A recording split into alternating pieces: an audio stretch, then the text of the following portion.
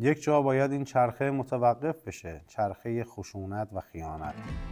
حالا در زندگی همه ما گاهی وقتا فرصت‌هایی بوده که احساس می‌کنیم از دست دادیم، انتخاب‌هایی بوده که احساس می‌کنیم که اگر اونها بودن وضعیت زندگی ما شاید امروز متفاوت‌تر بود. اما این آگاهی رو داشته باشید که تمام این داستان‌ها بر اساس یک اتفاقه و یک انتخاب. وقتی که شما هر دوراهی که قرار میگیرید رو از هر کدوم برید، همیشه تصورتون این هستش که ممکنه اون راه دیگر راه بهتری بوده باشه، اما هیچ تضمینی وجود نداره که اون راه بهتریه. به نام خدا، با درود و مهر، رایا کاکاوند هستم، میزبان شما در کانال سیاه سفید خاکستری. در اینجا به بررسی متفاوتی از روابط عاطفی بین انسان‌ها می‌پردازیم. امیدوار هستم که از مطالب پیج لذت ببرید و اگر اونها رو دوست داشتید با عزیزانتون به اشتراک بگذارید و با لایک و کامنت و سابسکرایب از پیج خودتون حمایت کنید. با سپاس. در ادامه اپیزود قبلی در مورد روابط بسیار عالی که میتونیم در کنار همدیگه داشته باشیم و تجربه کنیم، یک وجه دومی هم وجود داشت، راجع به اینکه انتخاب ما ممکنه اشتباه باشه. این که ما اشتباهمون رو متوجه بشیم و هر لحظه از اون اشتباه عبرت بگیریم و ازش خارج بشیم هیچ ایرادی نداره. این به معنی این نیستش که با اولین ناسازگاری شما هم بنا به ناسازگاری بگذارید. گفتم خدمتتون که باید خودتون رو همگام و همقدم نشون بدید، در راستاش تلاش بکنید، همدلانه، تا بتونید به اون تفاهم لازم برسید و اون رابطه رو لذت بخش کنید. اما گاهی وقتا ما درگیر آدم‌های اشتباه میشیم. آدم‌هایی که خودشون رو انسان‌های بسیار خوبی نشون میدن، ظاهرسازی میکنن و اون درون خشن خودشون رو پنهان میکنن. اما این آدم‌ها صبرشون خیلی کمه. یعنی به نزدیکترین فاصله ممکن اون اعلان خطرها رو از خودشون بروز میدن، چون نمیتونن خودشون رو کنترل بکنن. هر چقدر سعی میکنن که با شخصیت صبور، مهربان و یا آدمی باشن که از نظر وجهه اجتماعی معقول به نظر برسن، اما در ریزترین نکته ها و گفتگوهای فیمابین خودشون رو نشون میدن و اون ذات اصلی خودشون رو به نمایش میگذارن. خب در ابتدای امر ممکنه این اتفاق بر یک گفتگو یا یک جر و بحث شروع بشه و یک توهین‌های خیلی مختصر آغاز میشه که بلافاصله اون آدم شروع میکنه به عذرخواهی کردن و این توجیه رو میاره که من اصلا این خصلت رو ندارم و از دهنم در رفته و یا توجیهاتی از این قبیل. اگر با همچین موردی برخورد کردید، مطمئن باشید که این آدم بر اساس اون چیزی که در درونش هست داره خودش رو ابراز میکنه و اون چیزی که داره الان به عنوان عذرخواهی به شما ارائه میده مطمئناً فقط برای ماسمالی کردن خطاشه. بعد از اون اگر شما به این اتفاقه هی دامن بزنید و هی بخواید وارد جزئیات بیشتری از این آدم بشید، اون وقت به نکات تاریکتری که در وجودشون هستن پی خواهید برد. این آدم ها سعی میکنن کنترلگر، سلطه‌جو باشند و روی شما کنترل کامل داشته باشند. وقتی که این آدم ها رو میبینید از اونها به شدت فاصله بگیرید، چون بعد از گذشت چند ماه از رابطه مطمئناً این اتفاقات تشدید میشه و ممکنه به توهین و خشونت کلامی ختم بشه. و وقتی که این شما هستید که سازگاری پیدا میکنید با این تحقیرها و توهینها، این فرصت رو به طرف مقابلتون دادید که یک قدم بیشتر جلو بیاد و خودش رو محق‌تر بدونه نسبت به کنترل شما در این رابطه. ممکنه یواش یواش خطرات برای شما بیشتر بشه، یعنی درگیر یک ارتباط خشن‌تر بشید. توهین‌ها ممکنه رکیک‌تر بشه، ممکنه برخوردهای فیزیکی به وجود بیاد و با اولین اخطاری که شما یا اولین برخوردی که وارد مرحله فیزیکی شدید، مطمئن باشید که این اتفاق سرانجام خوشایندی رو نخواهد داشت. ببینید خیلی از خانواده‌ها، مخصوصا در خانواده‌های ایرانی، میان برای اینکه اون نفر سرکش خانواده رو به قول معروف مطیع بکنن یا بر این باور هستن که اگر براش زن بگیریم خوب میشه، مطمئن باشید که همچین اتفاقی نخواهد افتاد. 1 در میلیون ممکنه. هیچ چیزی از قاعده استثناء مستثنی نیست. پس این رو مطمئن باشید که در جهان هم آدم‌هایی هستند که برخلاف روال همیشگیشون در یک رابطه مطیع و رام شدن و بسیار بخشنده و مهربان عمل کردند. قضاوت کلی راجع به آدم‌ها ندارم، اما اعلان خطرها رو به شما میگم. وقتی که خشونتتون فیزیکی بشه و شما ادامه رابطه بمونید، اون وقتی که باز هم پا رو فراتر میذارن و اون وقت درخواست‌هایی از شما دارن که شما نمیتونید به اونها تمکین کنید. این اتفاق داره در جامعه ما به سهولت میفته و من دارم در ارتباطاتی که پیرامونم هست و بررسی هایی که انجام میدم اونها رو میبینم و متاسف میشم برای اینکه آدم‌ها تن به چه چیزهایی میدن برای اینکه شهامت عبور از یک رابطه بد رو ندارن، شهامت خروج رو ندارن. توهین رو میشنون، تحقیر رو میبینن، خیانت رو میبینن، برخوردهای فیزیکی و آسیب‌های فیزیکی رو متحمل میشن ولی خروج نمیکنن.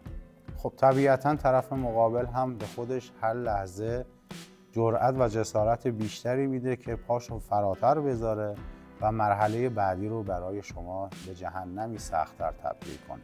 وقتی که درگیر آدم‌هایی با این خصوصیات اخلاقی میشید، 2 دسته آدم وجود داره. یک دسته آدم‌ها هستن که این خشونت یا این تحقیر یا این کنترلگری و سلطه‌جویی رو تحمل میکنن برای اینکه انتفاعی دارن و برای اینکه اون منفعت رو از دست ندن تحمل میکنن. نمونه‌های بسیار زیادی هم در جامعه ما بوده و هست. در فیلم‌های مختلفی یا در گزارشات مختلفی یا در شبکه‌های اجتماعی مطمئناً به گوشتون رسیده و باهاش برخورد داشتید. آدم‌ها تحمل میکنن برای اینکه شاید یک روزی اتفاق بهتری بیفته. تحمل میکنن برای اینکه به انتظار دارن که شاید اون انسان تغییر بکنه که این اتفاق هم به ندرت ممکنه حاصل بشه.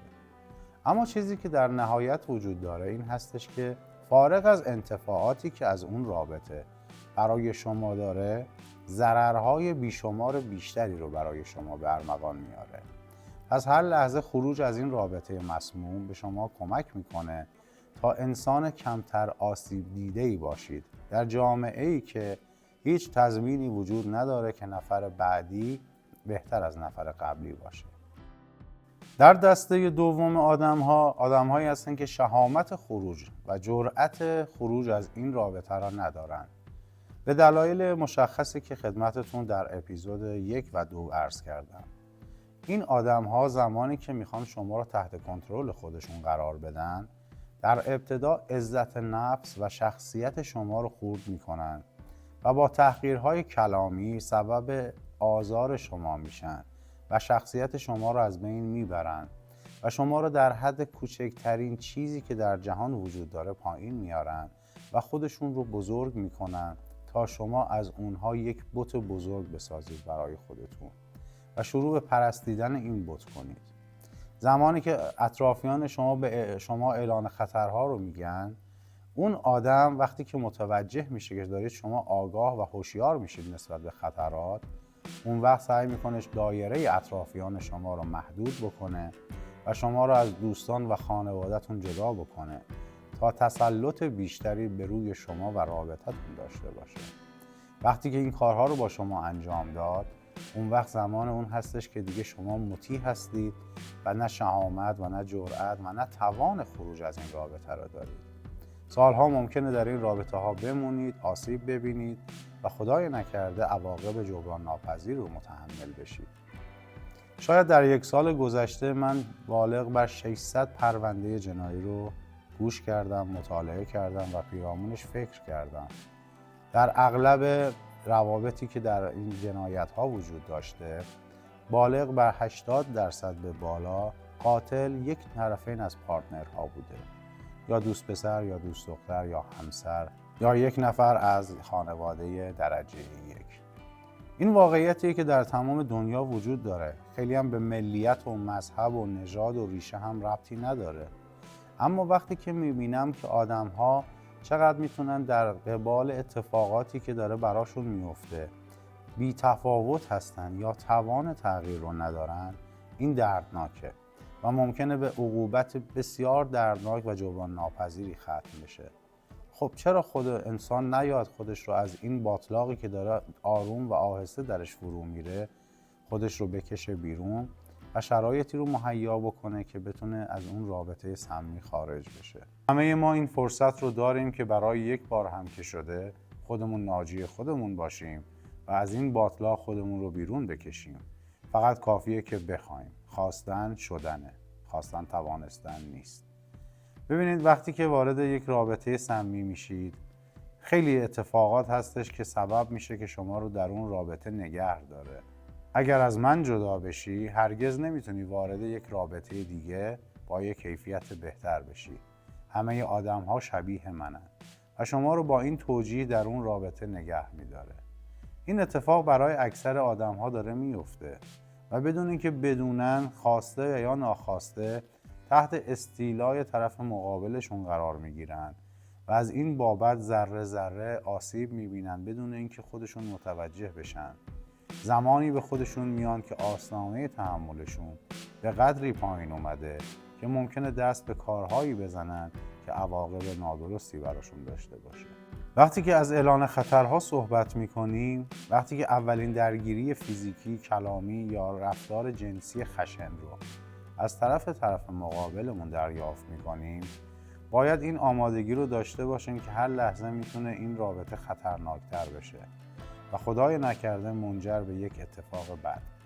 اما وقتی که شما در این رابطه هوشمندانه رفتار بکنید و از نظر عاطفی یا از نظر اقتصادی یا از نظر روانی خودتون رو از آدمی که خودش رو به شما تحمیل کرده بتونید جدا بکنید، اون وقتی که این فرصت رو دارید که با یک نگرش جدیدی به زندگیتون نگاه بکنید و فرصت‌های پیش روتون رو دریابید. همه ما در زندگیمون بارها و بارها ممکن اشتباهاتی رو انجام داده باشیم، وارد رابطه‌های نادرستی شده باشیم، ضربات جبران ناپذیری زده باشیم یا خورده باشیم. این قاعده برای همه ما هست. ما آدم‌ها متاسفانه زمانی که از یک رابطه آسیب دیده بیرون میایم، بر اساس آن چیزهایی که در اون رابطه تجربه کردیم، میخوایم انتقام رو از نفر بعدی بگیریم. یعنی میریم وارد یک رابطه خوب دیگه میشیم، اما تمام اون دغدغه‌ها، عقده‌ها و تمام آسیب‌ها رو میایم روی نفری که واقعا هیچ گناهی نداره پیاده میکنیم و بعد میبینیم که این داستان، این اتفاق تکرار شد، اما این دفعه شما هستید که آسیب زننده هستید به واسطه آسیب‌هایی که خوردید. نمیشه خورده گرفت، چون آدم‌ها بر اساس آن چیزی که برشون تحمیل میشه رفتار میکنن. وقتی که شما بدونید که میتونید کنترلگر باشید، سلطه‌جو باشید و کنترل طرف مقابلتون رو به دست بگیرید، چرا از این موقعیت استفاده نکنید؟ و همیشه آدم‌ها معمولاً در رابطه‌های بعدیشون سمت آدم‌هایی رو انتخاب میکنن که مجذوبشون شدن. یعنی شما در رابطه قبلی که آسیب دیدید، شما طرفی بودید که جذب نفر اول بودید، در اون آدم هضم شدید، آسیب دیدید و حالا خارج شدید و حالا جذابیت هایی دارید. بر اساس اون جذابیت ها یک آدم بیخبر از همه جا به سمت شما گرایش پیدا میکنه و شما با تجربه‌ای که دارید که متاسفانه تجربه خوبی هم نیست، سعی میکنید همون اتفاقات رو سر اون آدم بعدی پیاده کنید، بدون اینکه بدونید این چرخه داره یک چرخه بزرگ میشه و اون آدم هم ممکن از شما جدا بشه و همون اتفاقات و تجربیات رو سر نفر بعدی بیاره. این صحبت هایی که دارم میکنم به این واسطه هستش که ما در گذشته در نسل پدرانمون و مادرانمون این اتفاقات وجود نداشت. یعنی اکثرا آدم ها یا با یک ارتباط ساده دوستی خیلی معمولی یا به صورت سنتی یا به صورت فامیلی ازدواج میکردن، هیچ گونه شناختی، هیچ گونه توقعی، هیچ گونه تجربه متفاوتی از حتی مسائل زناشویی نداشتن، وارد اون میشدن و فکر میکردن همه چیز همینه و تو اون زندگی سالها میموندن. حالا شاید خیلی ها متارکه کردن بعد سالها و یا شاید خیلی هاشون هم همچنان در ادامه اون زندگی خوب یا بد هستن. اما نسلی که امروز ما داریم راجبش صحبت میکنیم نسلی هستش که تنوع رو تجربه کرده. یعنی وقتی که وارد یک رابطه میشه و اون چیزهایی که میخواد رو به دست نمیاره، این شهامت رو در خودش پیدا میکنه که بلافاصله وارد رابطه دیگه‌ای بشه یا همزمان وارد 2 رابطه یا چند رابطه بشه، چون هیچ گونه تابو و یا هیچ خط قرمزی و محدودیتی برای خودش قائل نیست. وقتی که ما اینجور آدم‌ها رو می‌بینیم هرگز نمیتونیم اونها رو قضاوت بکنیم، چون نمیدونیم که چه بلایی سرشون اومده یا چه چیزهایی رو تجربه کردن یا از سر گذروندن. اما اون چیزی که در نسل خانوادگی قدیمی ما وجود داره، در نسل پدران و مادر بزرگ‌ها و پدر بزرگ‌های ما، اون مطیع بودنه، اون سازگار بودنه، اون هماهنگ بودنه، میبینید 40 سال، 50 سال و 60 سال در یک زندگی مشترک ادامه داشته. چرا؟ چون اون شخص از روز اول در ارتباط جنسی حتی با اون آدم قرار گرفته، خوب یا بد، کم یا زیاد، همون رابطه رو دیده و هیچ گونه نگرشی راجع به رابطه دیگه، به نوع دیگه یا شکل دیگه ای نداره.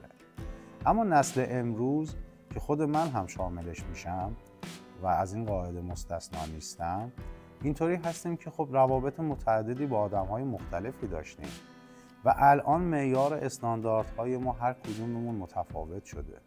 وقتی از یک نفر که خیلی آدم خوبی هم هست، از نظر عاطفی، از نظر روانی، از نظر جنسی و یا از نظر اقتصادی کاور نمیشیم، اون وقتی که دنبال یک چیز دیگه میگردیم، دنبال یک نفر دیگه میگردیم.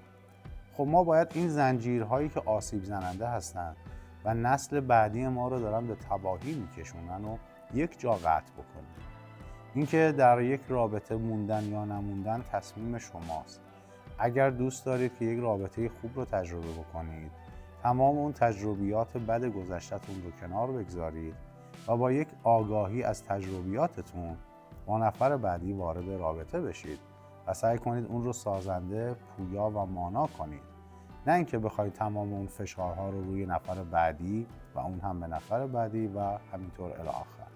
در مورد اتفاق جنسی هم که بین آدم‌ها وجود داره و اون تنوعی که مزه‌اش رو تجربه کردن، اون وقت این آدم‌ها میان و میبینن طرف مقابلشون از نظر جنسی اون قدرت و توانایی ارضا کردن اونها رو از نظر جسمی، جنسی و روانی نداره. خب طبیعتاً چیکار میکنن؟ وارد رابطه سوم میشن، یعنی شروع میکنن به خیانت کردن. این زمانی هستش که شما رو مطیع خودشون کردن، به روی شما سلطه دارن و حالا از با شما بودن دیگه لذت نمیبرن و دنبال این هستن که یک نفری رو جایگزین شما بکنن و شما رو از گردونه خارج بکنن. این اتفاقیه که داره به صورت خیلی وحشتناک در جامعه امروز و یا نسل زدی که ازش صحبت میشه اتفاق میفته. اگر ما اینجا صحبتی رو انجام میدیم به واسطه این هستش که نه خود من شخصا بچه پیغمبر باشم، نه، برای اینکه از یک نسلی میترسم که قرار فردا خانواده های این سرزمین رو تشکیل بدن، روابط عاطفی و انسانی ما رو و اون چیزی که ما رو به رشد و تعالی میرسونن رو بزرگ بکنن و به جامعه تحویل بدن. این اتفاق داره به صورت خیلی نامحسوس و زیرپوستی در جامعه ما اتفاق میفته، تابوها داره شکسته میشه و این اتفاق بسیار ناخرسندی است. خب اون آدم هایی که از نظر اخلاقی و خانوادگی و تربیتی بر یک اصول و پایبند قانون مدار و اخلاقی قرار دارن، تحمل ادامه این رابطه را ندارن و با طلاق گرفتن و متارکه کردن از این رابطه خارج میشن. اما اون هم دچار آسیب‌های اجتماعی خودش میشه، یعنی به عنوان یک خانم یا یک آقا درگیر و متحمل اتفاقاتی میشه که خیلی براش جذابیتی نداره. ممکنه روزهای اول از آزادی که به دست آورده لذت ببره، اما در مرور زمان میبینه که اون چیزی رو که از دست داده یک بخشی از وجودش رو هم با خودش کنده و برده. خب ما الان داریم راجع به آدم‌هایی صحبت میکنیم که در روابطه‌ای که با هم دارن سمی رفتار میکنن، سلطه‌جو هستن، خیانتکار هستن، خشونت بالایی دارن و ما به عنوان یک انسان آگاه و آزاد باید این نکته را در نظر بگیریم که همه ما زمانی برای جبران همه چیز داریم، اما اندک و محدود. بیایم خودمون رو با یک شرایط جدیدی آشنا بکنیم و اطرافیانمون بیشتر توجه بکنیم، عقده ها و اون کمبودهای خودمون رو بر دیگران تحمیل نکنیم. اون وقت این اتفاق برای همه ما آسان‌تر میگذره. یک جا باید این چرخه متوقف بشه، چرخه خشونت و خیانت. حالا در زندگی همه ما گاهی وقتا فرصت‌هایی بوده که احساس می‌کنیم از دست دادیم، انتخاب‌هایی بوده که احساس می‌کنیم که اگر اونها بودن وضعیت زندگی ما شاید امروز متفاوت‌تر بود. اما این آگاهی رو داشته باشید که تمام این داستان‌ها بر اساس یک اتفاقه و یک انتخاب. وقتی که شما هر دو راهی که قرار میگیرید رو از هر کدوم برید، همیشه تصورتون این هستش که ممکنه اون راه دیگر راه بهتری بوده باشه، اما هیچ تضمینی وجود نداره که اون راه بهتریه. پس در مسیری که قرار میگیرید ازش لذت ببرید، از آسیب‌ها جلوگیری کنید و آگاهانه از زندگیتون لذت ببرید. ما یک بار به دنیا آمدیم، یک بار قرار زیست کنیم، یک بار قرار زندگی کنیم، لذت ببریم، تجربه کنیم، تفریح کنیم و شاد باشیم و در نهایت به آرامش برسیم. اگر بخوایم تمام این فرصت کوتاه زندگی 70 80 90 ساله خودمون رو با این درگیری ها خودمون رو به چالش بکشیم، میبینیم که عمرمون رو سپری کردیم بدون اینکه به یک هدفی یا یک سرانجامی رسیده باشیم. در مورد موضوع خیانت در اپیزود بعدی مفصل باتون صحبت میکنم، اما اینو یادتون باشه که آدم‌ها سعی میکنن که شما رو تحت کنترل خودشون قرار بدن. حتما از این آدم‌ها فاصله بگیرید و نگذارید که شما رو خورد کنن. ببینید در یک رابطه سالم، آدم اگر وقتی در یک اتفاقی حتی خطا کرده باشه، طرف مقابلش با بزرگواری اون رو میبخشه و فراموش میکنه و دیگه تحقیر نمیکنه، سرزنش نمیکنه، چون سرزنش کردن هیچ فایده‌ای جز تخریب و از بین بردن اعتماد به نفس طرف مقابل نخواهد داشت.